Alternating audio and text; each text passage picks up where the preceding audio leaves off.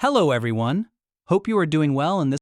When a user clicks a button on your website, you naturally assume that click was meant for you. But what if it wasn't? Let's talk about a really subtle web attack that hijacks user clicks and turns a simple action into something unintended and maybe even harmful. So picture this. A user is on a website that looks totally harmless. They're about to click a button, maybe to watch a funny video. But without them having any idea, that one single click gets hijacked. It's secretly redirected to do something completely different on another website, a site where they might already be logged in. So how does this actually work? Well, the best way to think about it is with a simple analogy. Imagine an invisible pane of glass is laid right on top of the web page you're looking at. And on that invisible glass, there's another button, perfectly lined up with the one you can see underneath. You go to press the visible button, but your finger actually hits the invisible one on top. This whole phantom click thing, it has a name, clickjacking. It's a type of UI redress attack. And that's just a fancy way of saying the attacker is redressing or basically changing the user interface to trick someone into doing something they never meant to do. And here's the scary part. Your click doesn't just disappear. It goes right through that invisible layer and activates a hidden button on a completely different website. So a user thinks they're clicking play video, but in reality, they could be triggering something like transfer funds or delete my account on a site where they're already logged in and authenticated. All right, so how on earth is this illusion even built? You'd think it involves some kind of complex, high-tech exploit, but it's actually just a clever combination of basic web technologies that we all use every single day.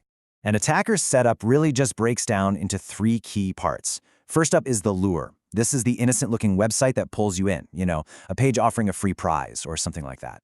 Second is the invisible layer, and this is where the magic trick happens, using a transparent frame.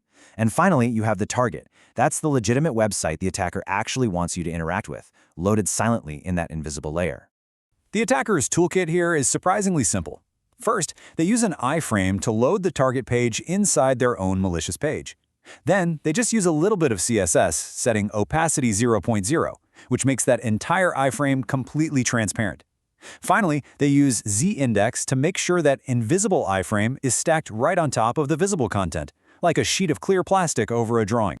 So in a real-world scenario, an attacker might set up a page with a big, tempting "accept the prize" button.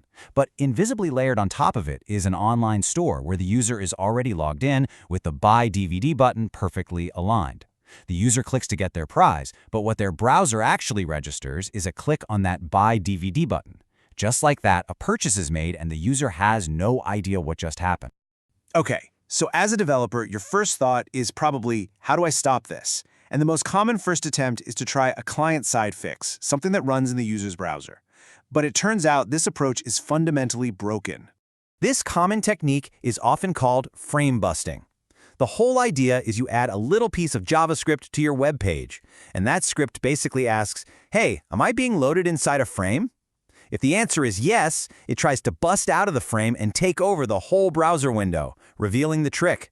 Sounds pretty clever, right? But here's the catch. And it's a big one. The attacker is the one who controls the main page, which means they can also control and neutralize the JavaScript that's trying to bust out. They can use attributes on the iframe tag itself to block the script from escaping. So the real solution isn't to hope your page can save itself from the inside. The solution is to prevent your page from being framed in the first place. And that requires a server-side defense where you tell the browser the rules before the page even loads.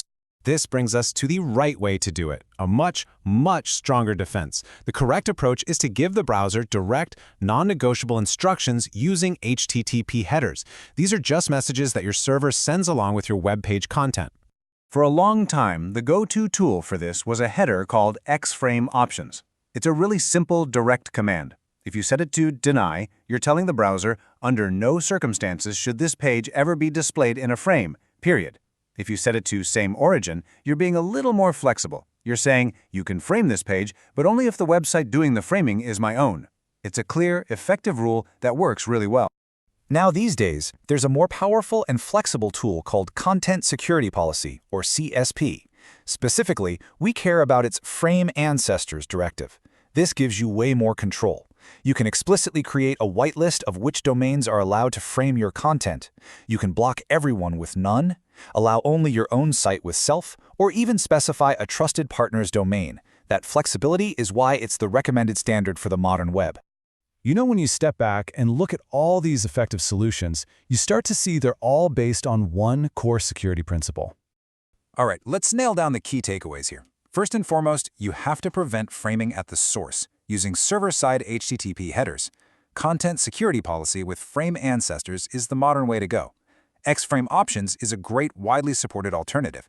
And for another layer of defense, look into same-site cookies.